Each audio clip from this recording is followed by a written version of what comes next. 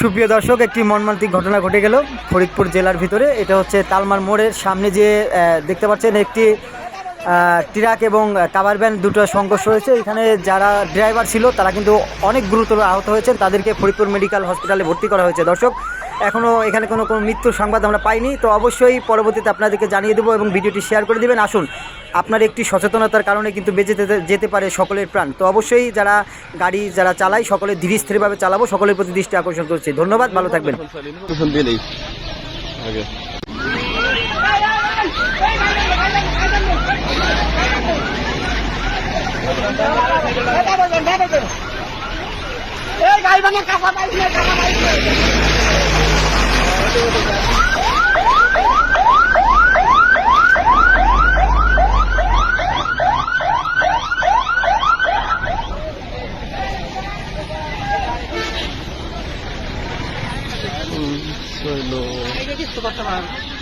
Information চাইলে information দিয়ে নেই আগে।